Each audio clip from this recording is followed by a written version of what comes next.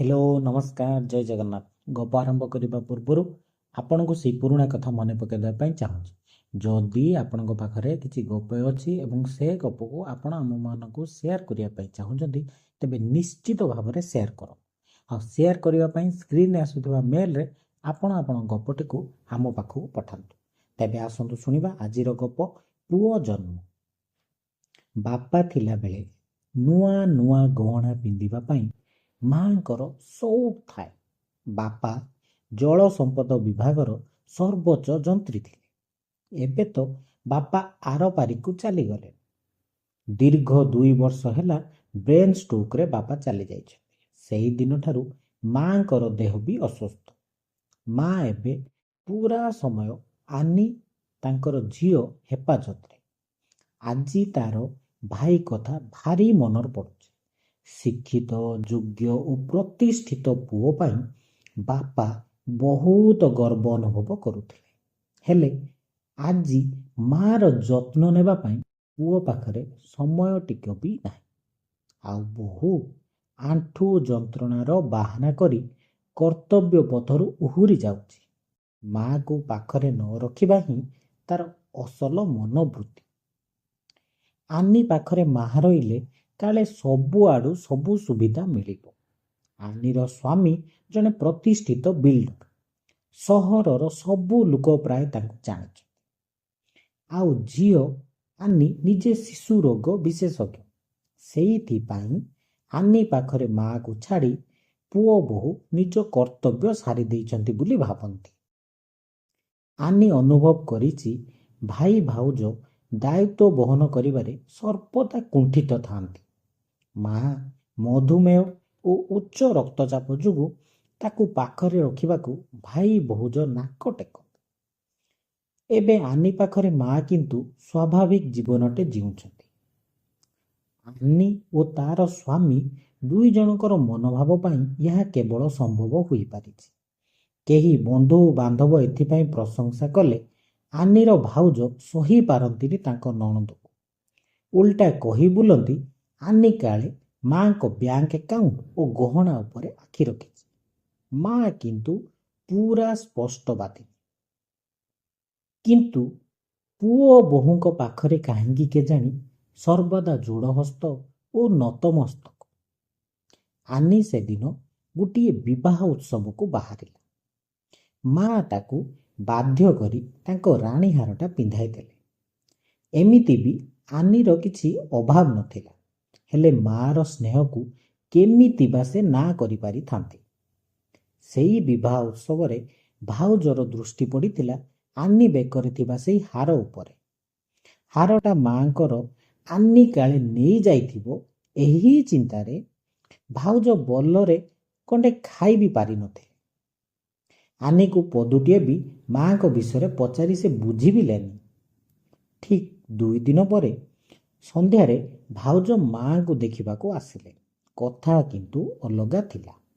ମାଙ୍କ ପାଖରେ ବସିଲେ ଆନି ଲକ୍ଷ୍ୟ କରୁଥାଏ ଗୋଡ଼ରେ ହାତ ମାରି ଆଉଁସି ଦେବାର ଅଭିନୟ କରୁଥାନ୍ତି। କିଛି ସମୟ ପରେ ବିନା ମୟୂର ଚନ୍ଦ୍ରିକାରେ କହିଲେ, ମା ଆପଣଙ୍କ ସେଇ ହାରଟା ମୋର ଦରକାର ଥିଲା। ଆଜି କ୍ଲବରେ ଅଫିସର୍ସ ୱାଇଫ୍ ମାନଙ୍କ ଗୋଟେ ବଡ଼ କିଟି ପାର୍ଟି ଅଛି। ଏମିତି ବି ସେ ରାଣୀହାରଟା ମୋତେ ଖୁବ୍ ମାନେ। ମୋତେ ଦେଇପାରିବ ମା? ମା ଧୀର ଗଳାରେ କହିଲେ, ଏଥିରେ ମାଗିବାର କ'ଣ ଅଛି? ତୋ ଜିନିଷ ପରା। ସାମାନ୍ୟ କାଳ ବିଳମ୍ବ ନ କରି ଭାଉଜଙ୍କ ହାତକୁ ଆନି ହାରଟା ବଢ଼ାଇ ଦେଇଥିଲା। ମା ଆଖିର ଭାଷାକୁ ଆନି ଠିକ୍ ଭାବରେ ପଢ଼ି ପାରୁଥିଲା। ହାରଟା ନେଇ ଭାଉଜ ଗଲାବେଳେ ମାର ମୁହଁଟା କାହିଁ ବିଷଣ୍ଣ ପଡ଼ିଯାଇଥିଲା। ଆନି ଭାବୁଥିଲା ମା ତ ଆଗରୁ ଏମିତି ନଥିଲା, ହେଲେ ପୁଅ ବୋହୂଙ୍କ ଆଗରେ ଏତେ ଦୁର୍ବଳ କାହିଁକି? ଆନି ମାର ରୋକଠୋକ୍ କଥାକୁ ଭାରି ପସନ୍ଦ କରେ। କିନ୍ତୁ ମାର ଏପରି ନୀରବ ଯନ୍ତ୍ରଣାକୁ ସେ ବୁଝିପାରୁନଥିଲା। ଆନିର ସ୍ୱାମୀ ବିଶ୍ୱଜିତ ପ୍ରତି ଗଭୀର ଦୁର୍ବଳତା ଥିଲା। ତାଙ୍କରି ପସନ୍ଦରେ ସେ ସବୁ କିଛି କରିଥାଏ। ମା ବେଳେବେଳେ ଆନିକୁ କୁହନ୍ତି, ତୋର କ'ଣ କିଛି ପସନ୍ଦ ନାହିଁ କି? ଆନି ଧୀର ଗଳାରେ ମାଙ୍କୁ କୁହେ, ତାଙ୍କ ମନ ରଖି ଚଳୁଛୁ ବୋଲି ତୋ ପାଖରେ ମୁଁ ଅଛି।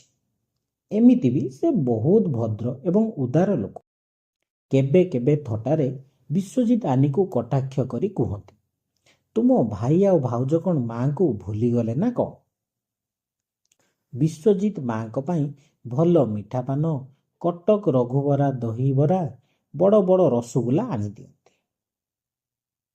ଏହା କେବଳ ଆନିର ସ୍ୱାମୀ ବୋଲି ନୁହେଁ, ମାଆଙ୍କ ପ୍ରତି ତାଙ୍କର ସଦିଚ୍ଛା ବି ଅଛି।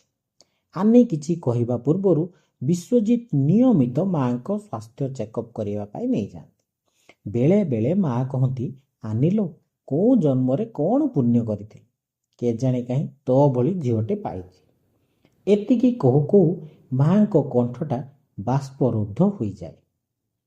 ଆଖିରୁ ଲୁହ ଝରି ଆସେ ଆଉ ଆନିକୁ ଜାବୁଡ଼ି ଧରି କାନ୍ଦି ବସନ୍ତି। ମାଆଙ୍କର ଅସହାୟତା ତାକୁ ଅତିଷ୍ଠ କରି ପକାଏ। ଆନି ଜଣେ ମା ଅସରନ୍ତି ଅନୁଭୂତି ଓ ଅଭିଜ୍ଞତାର ଗନ୍ତାଘର। ଅନୁକରଣ କଲା ଭଳି ବହୁ ସୁଗୁଣର ଅଧିକାରିଣୀ ମା। ଯେତେ ସମ୍ଭବ ସେ ନିଜ କାମ ନିଜେ କରିଥାନ୍ତି। ତାଙ୍କ ରୋଷେଇ ଘର ଭଲ ତ ସେ ଭଲ। ଆନି ତ ଦିନରେ ପ୍ରାୟ ରହିନଥାଏ, କିନ୍ତୁ ତାର ସେଥିପାଇଁ ଚିନ୍ତାଟିଏ ବି ନାହିଁ। କାହିଁକି ନା ଘରକୁ ଲାଗି ତାର ଡାକ୍ତରଖାନା। ଅନେକ ସମୟରେ ମା ଆନିକୁ ମଜା ମଜା କଥା କୁହନ୍ତି। ମାଆଙ୍କର ବିଚାରଧାରା ଭାରି ଉନ୍ନତ। ବାପା ତ ସବୁ କିଛି ମାଆକୁ ଦେଇ ଯାଉଛନ୍ତି। ଅର୍ଥର ଅଭାବ ବି ନାହିଁ ତାଙ୍କ ପାଖରେ। ହେଲେ ଅର୍ଥ ବ୍ୟୟ କରିବାର ସାମର୍ଥ୍ୟ ସେ ଯୋଗାଡ଼ କରିପାରୁନାହାନ୍ତି। ତଥାପି ଆଜି ନିରୋଳାରେ ବସି ଭାବେ, ଏମିତି ଜଣେ ମଣିଷକୁ ତା ପୁଅ ବୋହୂ ପାଖରେ ରଖିବାକୁ ଅନିଚ୍ଛା କାହିଁକି? ପିଲା ଦିନରୁ ଆନି ତା ମାଆକୁ ଜାଣିଛି। ମା କେବେ ବି ନୀରବରେ ବସିପାରନ୍ତି ନାହିଁ। ଦୋଷ ତ୍ରୁଟିକୁ ସଙ୍ଗେ ସଙ୍ଗେ ଦେଖେଇ ଦିଅନ୍ତି ଆଉ ମୁହଁରେ ମୁହଁରେ କୁହନ୍ତି, ଏଇଟା କ'ଣ ତାଙ୍କର ଅପରାଧ? ରୋକ୍ ଠୋକ୍ କହୁଥିବା ଏଇ ମଣିଷର ହୃଦୟ କେତେ ଯେ ନିର୍ମଳ, ସେ କଥା କ'ଣ ଭାଇ ଭାଉଜ ବୁଝିପାରୁନାହାନ୍ତି? ମାଆଙ୍କର ଆୟୁଷ ବା ଆଉ କେତେ ଦିନ? ଏ କଥା ଆନି କେମିତି ତାର ଭାଇ ଭାଉଜଙ୍କୁ ବୁଝାଇବ ବୋଲି ବାଟ ପାଇପାରୁନଥିଲା। ମା ଚାହେଁ ପୁଅ ବୋହୂ ତାକୁ ସାଙ୍ଗରେ ନେଇ ରୁହନ୍ତୁ, ବୁଲି ଯାଆନ୍ତୁ, ସିନେମା ଦେଖନ୍ତୁ। ପୁଅ ଥାଉ ଥାଉ ଝିଅ ଘରେ ରହିବାର ଗ୍ଲାନି ପ୍ରତି ମୁହୂର୍ତ୍ତରେ ମାଆକୁ ବହୁତ କଷ୍ଟ ଦେଉଛି। ଆଦ୍ୟରୁ ମା ବହୁତ ବହି ପଢ଼ାପଢ଼ି କରନ୍ତି। ସେ କାମ ଆଜି ବି ସେ କରନ୍ତି। ମାଆଙ୍କର ଏହି ଜ୍ଞାନ ପାଇଁ ବିଶ୍ୱଜିତ ମାଆଙ୍କୁ ବହୁତ ପ୍ରଶଂସା କରନ୍ତି। ଆନିର ଛାତି କୁଣ୍ଢେ ମୁଟ ହୋଇଯାଏ ମାଆଙ୍କର ପ୍ରଶଂସା ଶୁଣି। କିନ୍ତୁ ଗତକାଲି ଆନି, ବିଶ୍ୱଜିତ ଓ ମାଆଙ୍କ ଭିତରେ ରାମାୟଣ ଭାଗବତକୁ ନେଇ ଅନେକ ତାତ୍ତ୍ୱିକ ଆଲୋଚନା ହୋଇଥିଲା।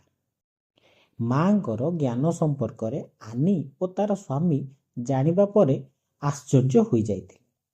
ଆନିର ହୃଦବୋଧ ହେଉଥିଲା, ମାଆଙ୍କ ବହୁତ ଜାଣିବାଟା ବୋଧେ ଭାଇ ଭାଉଜ ସହିପାରୁନାହାନ୍ତି।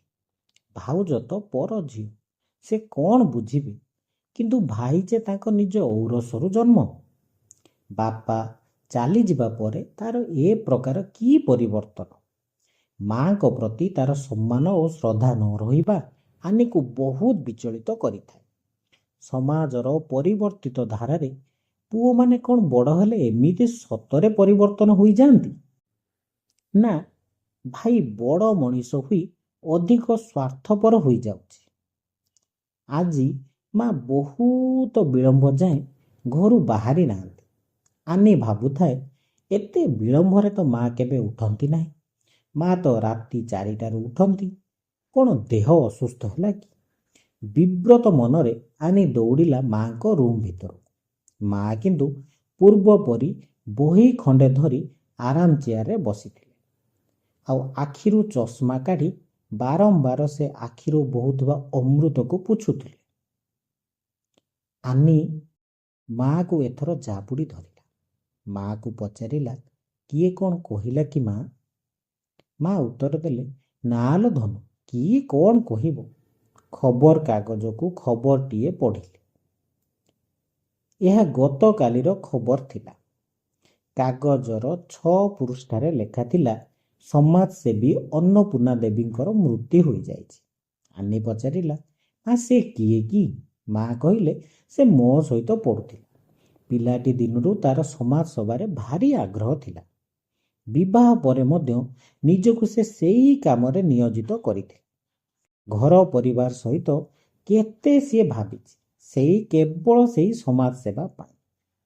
ଆନିର ମନେ ପଡ଼ିଗଲା, ଓହୋ, ବାପା ପରା ସବୁବେଳେ ତାଙ୍କ କଥା କହନ୍ତି। ମା ସେଉଠୁ କହିଲେ, କିନ୍ତୁ ବୁଝିଲୁ ମା, ସେ ଏକାକୀ ଚାଲିଗଲା। ସେଇଥିପାଇଁ ମୋର ବଡ଼ ଦୁଃଖ। ଶେଷ ଜୀବନରେ ସେ ନିଃସଙ୍ଗ ଜୀବନ ବିତାଇଥିଲା। ଏକମାତ୍ର ପୁଅ ତା ଶେଷ ଜୀବନରେ ତା ପାଟିରେ ପାଣି ଟୋପାଟାଏ ଦେବାକୁ ବି ନଥିଲା। ଆଉ କବାଟ ଭଙ୍ଗା ହୋଇ ତାର ମୃତଦେହ ବାହାରିଥିଲା। ଓହୋ, କି କଷ୍ଟ କହିଲୁ ଆନି। ଆଚ୍ଛା ଆନି, ପୁଅ ଜନ୍ମ କରିବାଟା କ'ଣ ପ୍ରକୃତରେ ଭୁଲ? ଆଜି ବୁଝିପାରୁଥିଲା ଆନି ମା ମନର ତଳର ସେଇ ନିଆଁକୁ। ମା କାନ୍ଧରେ ହାତ ରଖି ତାକୁ କୁଣ୍ଢାଇ ଧରିଥିଲା।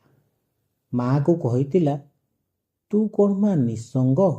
ମୁଁ ପରା ତୋ ପାଖରେ ଅଛି। ମୁଁ କ'ଣ ତୋର ପୁଅ ନୁହେଁ କି? ମା ଏଥର ଆଖିର ଲୁହ ପୋଛି ଗର୍ବର ସହିତ ଆନିର ମୁହଁକୁ ଅନେଇ ରହିଥିଲା। ଆପଣମାନଙ୍କୁ ଗପଟି କେମିତି ଲାଗିଲା କମେଣ୍ଟ ସେକ୍ସନରେ ଜଣାଅ। ଆଉ ଗପଟିକୁ ବହୁତ ମାତ୍ରାରେ ଲାଇକ୍, ସେୟାର, ସବସ୍କ୍ରାଇବ୍ କରିବା ପାଇଁ ଜମା ବି ଭୁଲିବେନି।